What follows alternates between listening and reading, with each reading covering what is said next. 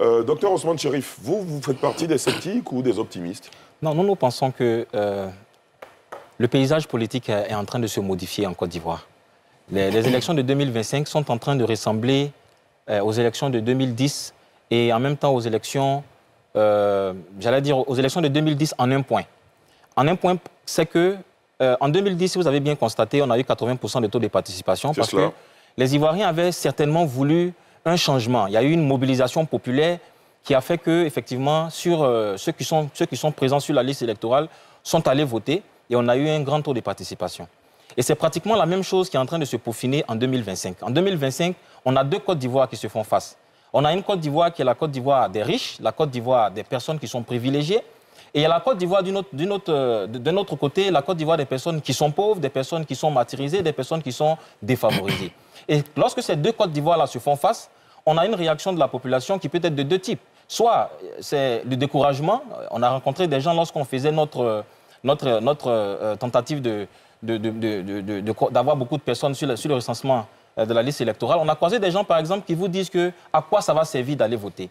Donc déjà, la population elle-même, elle a un certain sentiment de non-confiance déjà en l'appareil électoral.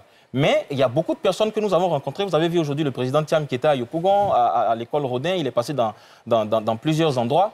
Et ça nous montre aussi qu'effectivement, il y a une partie de la population qui est mobilisée. Et de façon, j'allais dire majoritaire, ce sont les personnes qui sont défavorisées. Parce que ce gouvernement, nous le savons tous en Côte d'Ivoire, c'est écrit dans tous les rapports internationaux, que ce gouvernement, après 15 ans, a favorisé les plus riches et a défavorisé encore plus les plus pauvres, comme le dit le rapport de Moody's et tous les autres rapports qui concernent la Côte d'Ivoire. Donc nous pensons qu'effectivement, en 2025, nous aurons une élection où les gens vont se mobiliser pour que ce pouvoir-là ne continue pas. Et nous sommes pratiquement sûrs que le taux de participation va avoisiner le taux que nous avons eu en 2010. Donc finalement, vous êtes optimiste d'une certaine façon? Nous sommes optimistes, d'autant plus que notre parti prône la paix, prône la non-violence. Si vous avez bien constaté, le président Thiam, depuis son arrivée, il est très optimiste et tout ce qu'il a touché comme revendication a abouti. Vous avez vu par exemple, lorsqu'il est allé dans l'ouest de la Côte d'Ivoire et lorsqu'il a constaté qu'il y avait effectivement des extraits de naissance qui étaient demandés à certaines personnes,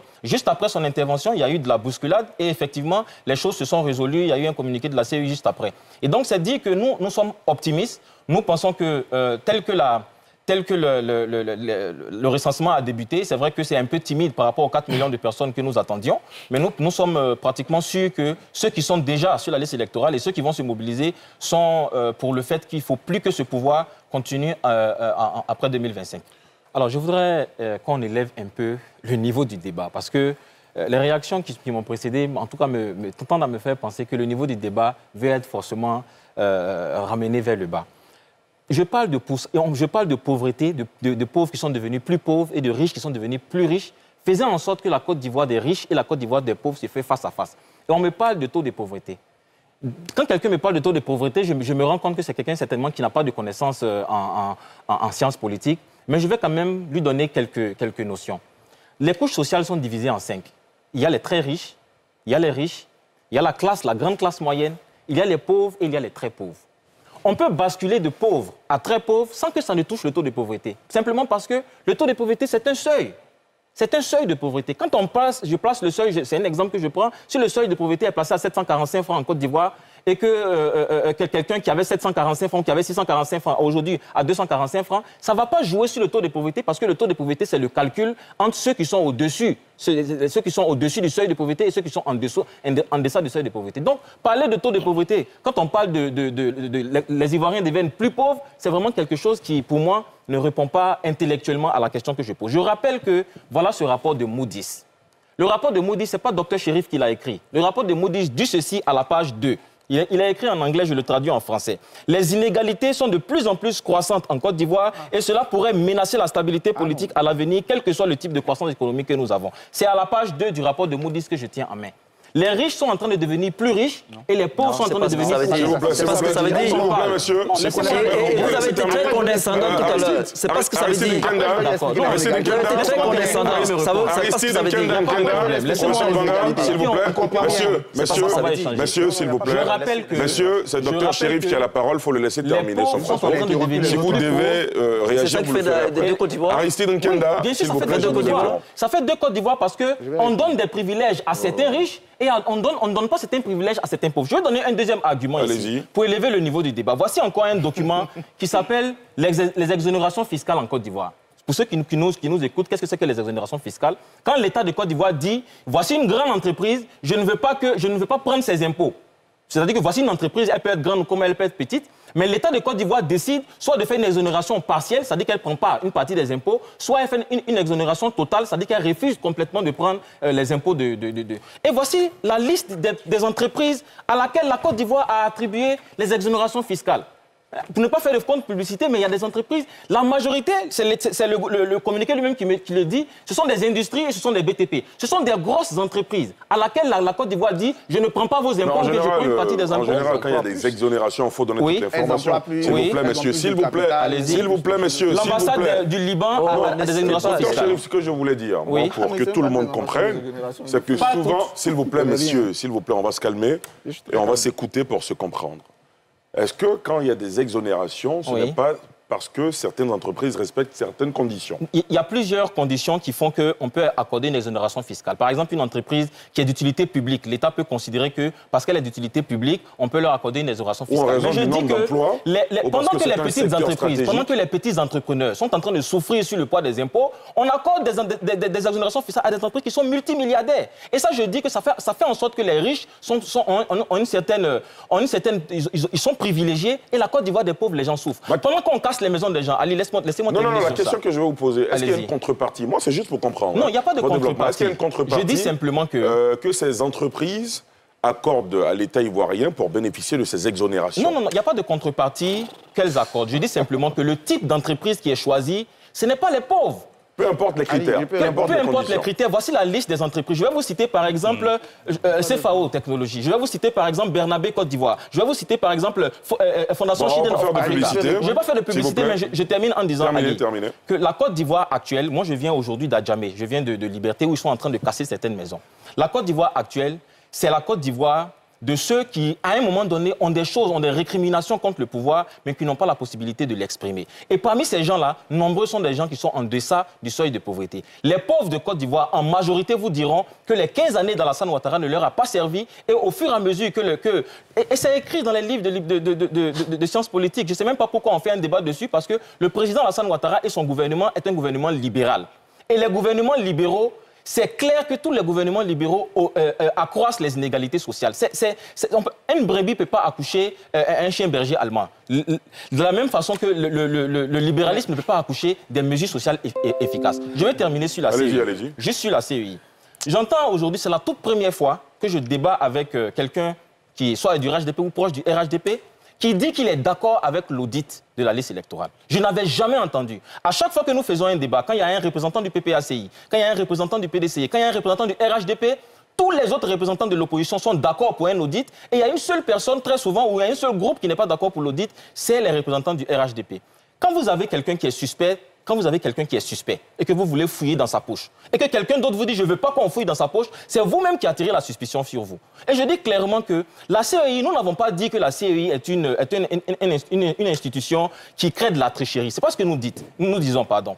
La CEI, aujourd'hui, est une institution qui n'a pas la confiance de tous les partis politiques.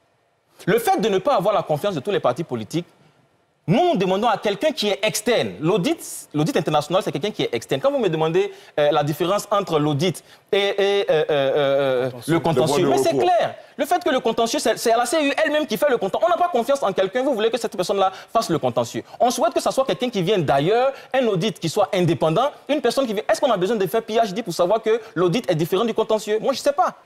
Vous savez, on est à 11 mois des élections présidentielles. Moi, je me suis engagé en politique, en tout cas à titre individuel, parce que je pense que l'être humain devrait être au centre de tout ce qui est gestion des affaires de la cité. Et pour répondre en même temps à M. Aristide Nkenda, j'ai lu un livre, par exemple, d'Elisabeth Richer, qui s'appelle Les dégâts du libéralisme. Dans ce livre-là, Elisabeth Richer nous explique que quand on fait une politique libéraliste ou ultra-libéraliste comme celle du président Alassane Ouattara actuel, c'est une politique qui, en fait, va créer du développement. Elle le dit clairement dans le livre. On aura des chiffres macroéconomiques qui seront positifs. Vous allez voir une croissance économique. Vous allez voir un PIB qui peut être positif. Le problème avec les politiques libérales, c'est que les pauvres, très souvent, les gens qui sont défavorisés de la société, souffrent encore plus qu'ils ne le faisaient auparavant. Et c'est pour ça que je pense que ce sujet-là, pourquoi je l'ai mis aujourd'hui au centre des élections présidentielles de 2025, parce que pour moi, c'est un indicateur très important.